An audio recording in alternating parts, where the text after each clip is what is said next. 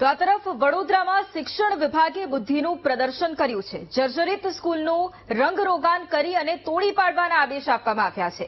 Corporation સંચાલિત લોકમાન્ય ટિળક સ્કૂલમાં 7 લાખનો ખર્ચ કરવામાં આવ્યો અને 7 લાખનો ખર્ચ કર્યા બાદ સ્કૂલને તોડી પાડવાના આદેશ આપવામાં આવ્યા। જર્જરિત સ્કૂલના રંગરોગાન પાછળ 7 લાખનો ખર્ચ કરાયો હતો।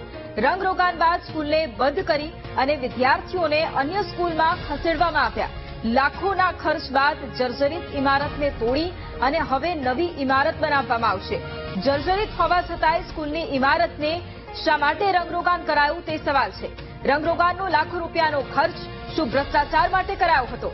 સરકારે શાળાની નવી બિલ્ડિંગની મંજૂરી આપી તેવું પણ ચેરમેન અને શિક્ષણ સમિતિનું કહેવું છે। આ સ્કૂલની અંદર તમે જો કે 2 મહિના પહેલા લાખો રૂપિયા ખર્ચ કર્યો હતો।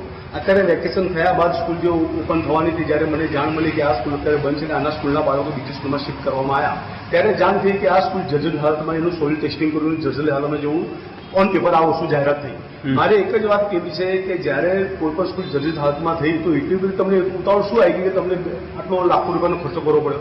આ તો જે તંત્ર છે એનું જે સંકલનનો અભાવ અહીંયા દેખાઈ રહ્યો છે, કાં તો પછી અમારી ખાયકી કેવી રીતે કરી, આ સૌથી મોટું ઉદાહરણ અહીંયા દેખાઈ રહ્યું છે। અને બીજું શું તમને કહી દઉં કે જે પ્રમાણે બાળકોના હિત માટે જો તમે ઈચ્છતા તો ખરેખર આ વસ્તુ અમે બિરદાવી છે, પણ જ્યારે તમને સોઇલ રિપોર્ટ માટે તમારે ટેસ્ટિંગ માટે જે વસ્તુ ગયું તો તમારે થોડું વેઇટ કરવાનું હતું। તમને એટલી બધી ઉતાવળ શું આવી કે લાખો રૂપિયા ખર્ચો કરવાની? વડોદરાના નવાયાર્ડ વિસ્તારમાં આવેલી લોકમાન્ય તિલક સ્કૂલના વિદ્યાર્થીઓ અને શિક્ષકો કન્યા કેળવણી મહોત્સવની તૈયારી કરી રહ્યા હતા, શાળા પ્રવેશોત્સવની તૈયારી કરી રહ્યા હતા।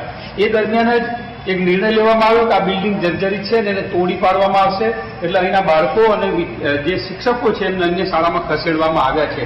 અહીંયા મુદ્દો ઉભો થઈ રહ્યો છે કે આ જ બિલ્ડિંગને રિનોવેશન કરવા માટે, કલર કરવા માટે 2 મહિના પહેલા જ 8 લાખ રૂપિયાનો ખર્ચ કર્યો છે અને હવે નિર્ણય એવો લીધો છે કે આ બિલ્ડિંગ પાડી દેવામાં આવશે। મામલો જે રીતે બહાર આવી રહ્યો છે તો આના માટે જવાબદાર કોણ, એક મોટો સવાલ ઉભો થઈ રહ્યો છે। શિક્ષણ સમિતિએ રંગરોગાન કરાયું, રિનોવેશન કરાયું અને હવે આ બિલ્ડિંગ છે તોડી પાડવાનું છે।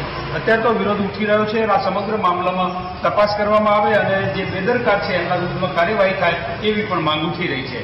કેમેરામેન કિશોર ક્ષીરસાગર સાથે માનુ ચાવડા, વીટીવી ન્યૂઝ, વડોદરા।